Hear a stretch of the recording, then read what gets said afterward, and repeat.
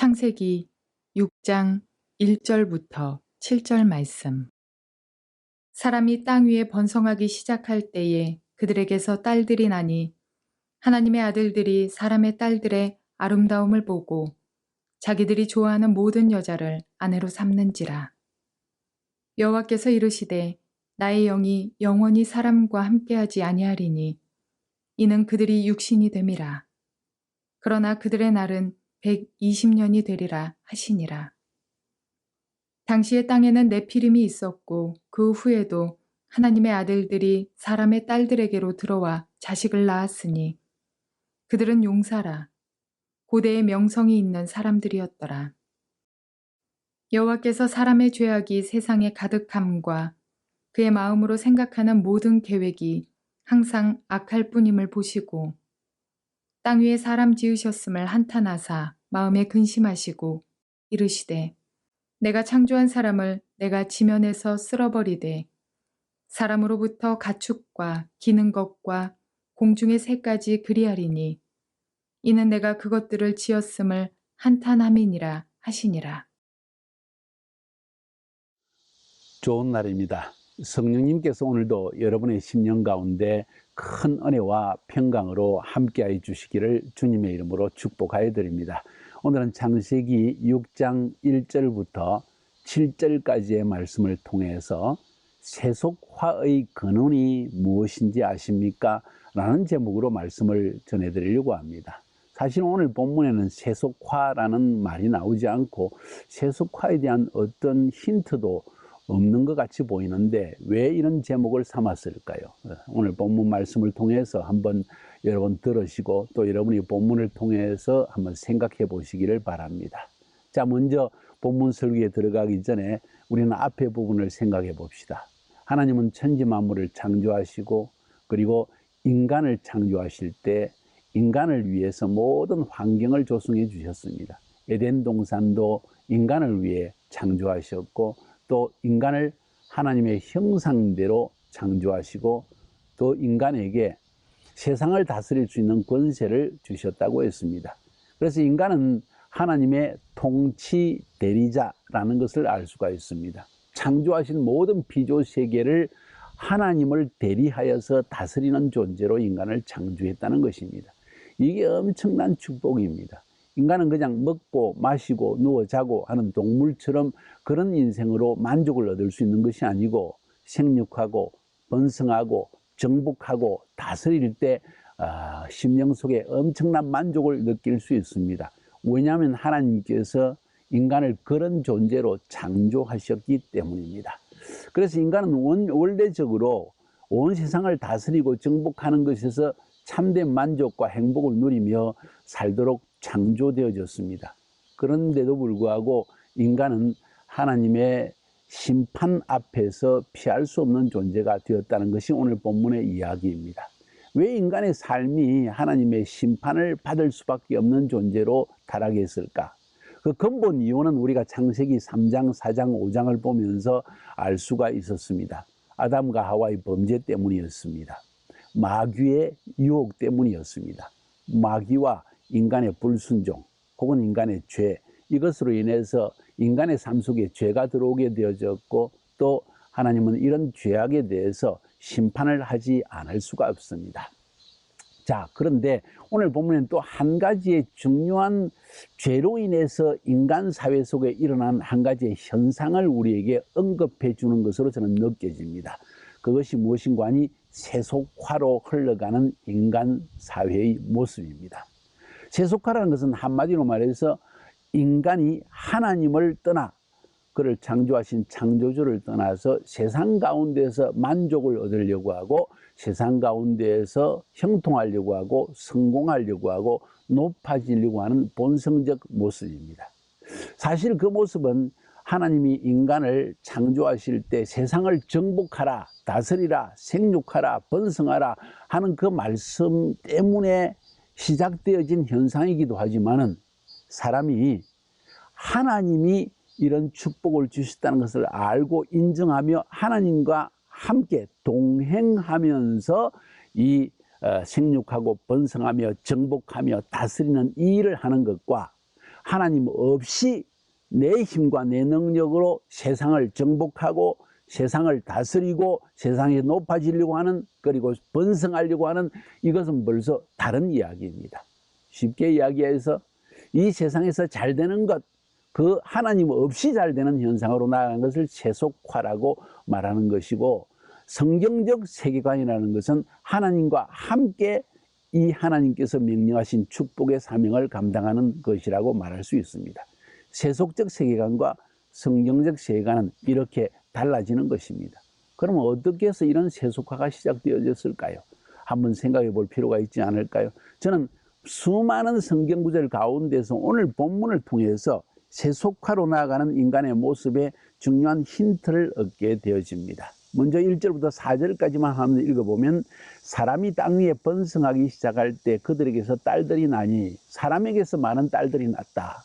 그 사람이 가인의 후예인지 아벨의 후예인지는 이야기하지 않고 사람에게서 딸들이 났는데, 하나님의 아들들이 사람의 딸들의 아름다움을 보고 자기들이 좋아하는 모든 여자를 아내로 삼는지라.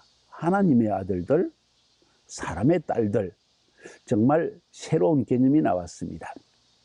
그래서 여호와께서 이르시되 나의 영이 이제는 영원히 사람과 함께 하지 아니할 것이다. 좀 더 정확히 해석하면 영원히는 함께하지 않을 것이다 하는 이야기입니다. 이는 그들이 육신이 됨이라. 그러나 그들의 날은 120년이 되리라 하시니라.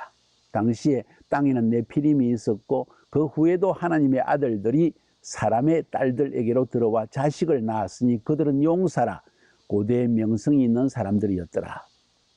해석의 여지가 많은 너무나 중요한 내용들입니다. 또 제가 오늘 설교하며 해석을 한다 할지라도 이것이 100% 맞다고 여러분 생각하지 마십시오. 그러나 저도 하나님의 영을 받은 사람이라고 생각하기 때문에 이 말씀을 제가 영적으로 하나님과 교제하면서 또 성경을 아는 사람으로서 또 하나님 안에서 동행하며 사는 사람으로서 최대한의 해석을 하는 것뿐이라는 것을 여러분이 이해해 주시면 좋겠습니다. 자, 1절에 사람이 땅 위에 번성하기 시작할 때, 여기요, 다시 말해서 아담과 하와를 인해서 태어난 자녀가 가인과 아벨이었고, 아벨은 죽임을 당하고 가인의 후예가 번성하게 되고, 아벨 대신에 하나님이 셋을 주어서 셋의 후손으로서 영적인 후예가 또 계속 번성하게 되어집니다. 그래서 이 가인의 후예와 셋의 후예들이 땅 위에 번성하면서 딸들이 생겨나는데, 하나님의 아들들이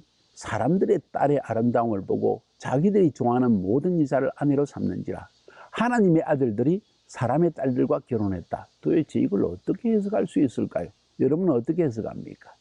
하나님의 아들들은 누구일까요? 세 가지 해석이 있습니다. 한 가지 해석은 그 당시에 왕들이나 위대한 사람들을 신의 아들들이라고 칭했기 때문에 아마도 그런 이야기일 것이다. 권력 있는 사람들이 사람들의 딸을 보고 아름다운 사람을 전부 후추로 삼은 걸 이야기한 것이다 하는 해석입니다. 두 번째 해석은 무엇인고 하니, 하나님의 아들들은 아마 영적인 셋의 후예를 의미하는 것일 것이다. 그리고 사람의 딸들은 가인의 딸들을 말할 것이다. 이렇게 해석하기도 합니다. 영적인 후예인 남자들이 가인의 후예인 육적인 후예들과 결혼해가지고 점점 악하게 되어지는, 죄악에 빠지는 현상을 이야기할 것이다. 이 두 번째 해석입니다. 세 번째 해석은 하나님의 아들들은 천사들이다. 천사들이 사람의 아름다움을 보고 하나님의 형상대로 지음받았으니까요. 그래서 사람들 속에 들어가서 결혼을 했다는 것입니다. 이야, 이거 과연 이런 일이 가능할까요? 하나님의 창조 세계에는 불가능한 일은 없다고 생각합니다. 자, 그러면 이 하나님의 아들들에 대한 해석을 어떻게 해야 될까요? 여러분은 어떻게 생각합니까? 성경 원문에 보면 엘로힘의 아들들이라는 표현을 쓰고 있습니다. 성경에, 구약 성경에서 특별히 엘로힘의 아들들, 하나님의 아들들이란 표현을 쓴 구절은 보면은 전부 다 천사를 이야기할 때 하나님의 아들들이라고 있습니다. 한번 살펴볼까요? 욥기에 보면 욥의 생애를 이야기하면서 욥을 사단이 괴롭히면서 그로 하여금 진짜 하나님 앞에 믿음을 지키는지를 시험하는 이야기가 나옵니다. 그때 하늘 천상에서 하나님의 보좌에서 일어난 일을 설명하면서 한 구절이 이렇게 나옵니다. 욥기 1장 6절에 보니까 하루는 하나님의 아들들이 와서 여호와 앞에 섰고 사탄도 그들 가운데서 온지라. 하나님의 보좌 앞에 사단과 그의 영들, 그리고 하나님의 아들들, 천사들이라는 이야기입니다. 욥기 38장 7절에도 보니까 그때 새벽별들이 기뻐 노래하며, 하나님이 이 세상을 창조하실 때 새벽별들이 기뻐 노래하며 하나님의 아들들이 다 기뻐 소리를 질렀느니라. 하나님이 창조하실 때 첫째 날, 둘째 날, 아직 인간이 창조되기 전부터 창조할 때 그 옆에서 기뻐한 존재들이 있었다. 천사들이라는 이야기입니다. 자, 그러니까 하나님의 아들들은 틀림없이 천사들이란 걸 알 수가 있습니다. 자, 천사의 존재에 대해서는 더 이상 이야기할 것이 없습니다. 천사가 존재하느냐 않느냐, 정말 이건 성경을 아는 사람으로서는 무식한 질문이라고 할 수 있습니다.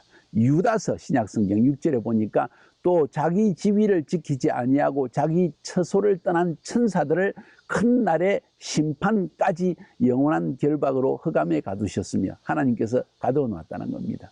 천사들, 하늘 보좌에서 하나님 앞에 대적하여서 떠난 천사가 있다는 것입니다. 앞부분의 설교에서도 여러분이 들으셨겠지만 누구입니까? 루시엘, 하나님을 찬양하는 천사가 타락하여 루시퍼가 되어지고 그와 함께 3분의 1의 천사가 하늘 동산에서 쫓겨났다는 이야기를 여러분은 들었을 것입니다. 베드로후서 2장 4절 5절에도 하나님이 범죄한 천사들을 용서하지 아니하시고 지옥에 던져 어두운 구덩이에 두어 심판 때까지 지키게 하셨으며, 옛 세상을 용서하지 아니하시고 오직 의를 전파하는 노아와 그 7 아들을 보존하시고 경건하지 아니한 자들의 세상에 홍수를 내리셨으며 심판하셨다는 이야기입니다. 천사들을 심판, 하나님의 보좌에서 자기 자리를 지키지 아니하고 하나님처럼 들리고 교만해졌다가 하나님의 심판을 받아 떨어진 것처럼 노아의 시대도 똑같은 일들이 일어났다. 그럼 노아의 시대에 어떻게 해서 이런 똑같은 일이 일어났는가 하는 것을 한번 생각해 볼 필요가 있습니다. 잘 들으세요. 노아의 시대에 도대체 어떻게 해서 이런 세상 가운데 죄악이 가득 찬 일들이 일어났을까? 지금 창세기 6장을 배우고 있지 않습니까? 창세기 6장은 노아의 시대에 일어난 일을 설명하면서 사람들이 점점 세속화되어진 이야기를 합니다. 복음서에 보면 예수님께서 마지막 때 마치 노아의 시대와 같이 사람들이 시집가고 장가가고 집을 사고 비즈니스를 하고 사업을 하고 이런 일들에 온통 사로잡혀 버리긴다. 세속화가 되어졌다는 이야기입니다. 누가 이 세속화의 주범일까? 어떻게 해서 이 세속화가 시작되어졌을까? 왜 이런 일들이 일어났을까? 궁금하지 않습니까? 한번 살펴봅시다. 오늘 2절에 보니까 하나님의 아들들이 사람의 딸들과 결혼을 했다. 천사들이 사람과 결혼하는 일이 일어났다. 어찌 보면 이걸 통해서 유전자 변형이 일어나지 않았을겠는가? 그 유전자 변형의 결과는 천사들이 사람과 결혼을 하는 일이 과연 가능할까요? 저는 가능하다고 생각합니다. 그로 말미암아 유전자 변형이 일어나서 거대한 거인이 태어났다는 이야기가 지금 나오는 것이 4절의 이야기가 아닌가 하는 생각을 해봅니다. 당시에 땅에는 네피림이 있었고 그 후에도 하나님의 아들들이 사람의 딸들에게로 들어와 자식을 낳았으니 그들은 용사라. 천사와 사람이 결혼하니까 용사, 네피림이 태어나고 고대 명성이 있는 사람들, 유명한 사람들, 골리앗과 같은, 다윗과 싸웠던 골리앗, 네피림 중에 한 사람입니다. 이스라엘 백성들이 가나안 땅에 들어갔을 때 네피림 족속들이 있었다. 엄청 장대한 족속들이 있었고 그들 앞에 자기들은 메뚜기처럼 보여줬다. 메뚜기 신드롬이 그때 시작된 것입니다. 왜? 천사와 결혼하지 않은 사람과 사람이 결혼한 사람과 천사와 사람이 결혼한 사이에 엄청난 차이가 있었다는 것을 알 수가 있죠. 키가 적어도 3m 이상 4m까지 큰 그런 거인들이 일어났다는 것입니다. 이들이 한 일이 뭘까요? 이들은 누구일까요? 이 천사들은 하나님께 순종하는 좋은 천사들이었을까요? 그렇게 생각되지 않습니다. 제가 아까 읽어드린 것처럼 유다서 6절과 베드로후서 2장 4절 5절에 나온 것처럼 이들 천사는 타락한 천사들이었고 이 타락한 천사가 사람의 딸들 속에 들어가서 결혼해가지고 용사들을 낳았을 때 이 용사들은 분명히 하나님을 대적하는 자요, 사람들로 하여금 하나님 없이 세상에서 높아지고 하나님 없이 성공하고 하나님 없이 뭔가 일을 성취하려고 하는, 정복하려고 하는 이런 자들이었다는 것을 분명히 알 수가 있습니다. 다시 말해서 타락한 천사들이 인간과 결혼하여 그 속에서 세속화의 영이 들어오기 시작했다. 그러니까 세속화의 영의 근원은 타락한 천사가 아닌가 하는 생각을 저는 하게 되어집니다. 그래서 오늘 제목을 세속화의 근원이 무엇인지 아십니까? 라는 제목을 삼았던 것입니다. 쉽게 이야기하면 오늘날도 마찬가지로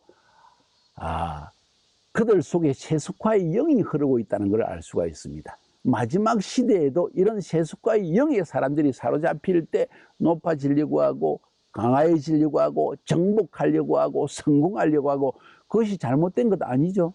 창세기 1장 28절에서 하나님이 축복하신 것이 그것이니까요.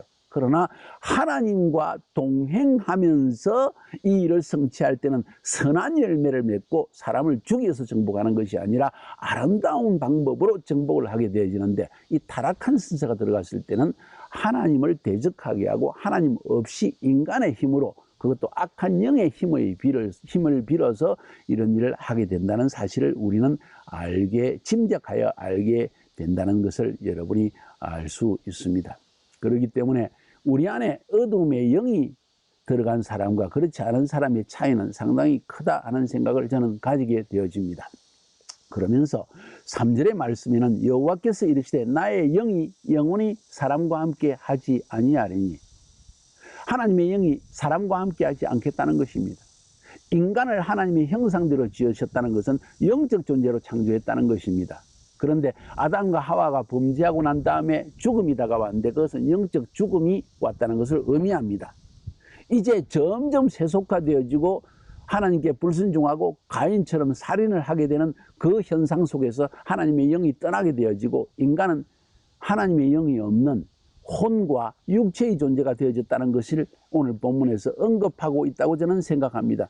이는 그들이 육신이 됨이라 육적 존재가 되었다는 겁니다. 그래서 하나님의 영이 떠난 인간의 삶은 120년 정도로 육체의 한계 속에서 살다가 죽게 되는 거예요. 영원히 살지 않는다는 것이죠. 하나님의 영이 있을 때는 머두셀라 같은 경우에 우리가 보았지 않습니까? 969세를 살았습니다. 노아의 경우에도 많은 세월을 몇백 년을 살았습니다. 그 이외에 다른 그 당시에 조상들은 전부 적어도 300년 이상 살았던 것을 성경을 통해서 5장에서 보았지 않습니까? 4장 5장에서 이것을 우리는 보았습니다. 그런데 점점 인간의 수명이 줄어들어서 120년이 되었다는 것입니다. 어떤 학자는 설명하기를 하나님께서 이렇게 인간의 영에서 떠남으로 말미암아 노아의 심판까지 남은 날수가 120년이다 하고 해석하는 사람들도 있습니다. 두 가지 다 가능한 해석입니다.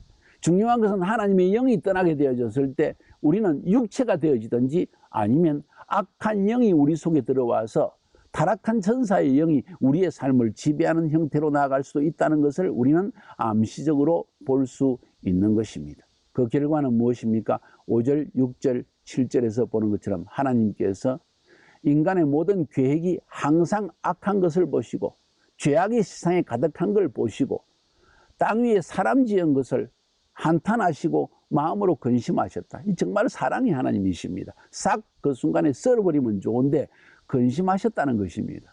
그래도 사랑하신 것이죠.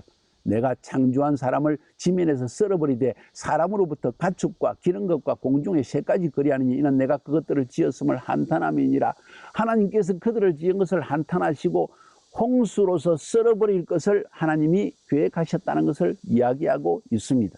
그로 말미암아 이 사단의 영에 사로잡힌 모든 인간 존재들은 지상에서 완전히 썰어서 심판을 받게 되는 사실을 오늘 성경은 우리에게 이야기하고 있습니다. 사랑하는 여러분, 제가 오늘 말씀드리는 메시지의 핵심은 이것입니다. 세속화의 근원이 무엇입니까? 타락한 천사가 인간과 함께 결혼함으로 말미암아 네피림 족속, 용사, 그 당시에 유명한 사람들, 이 사람들은 천사의 영을 받아서, 타락한 천사의 영을 받아서 하나님과의 동행함을 통해서가 아니라 타락한 영사의 힘을 힘입어서 이렇게 악한 일을 행하는 장대한 존재가 되었다는 것입니다.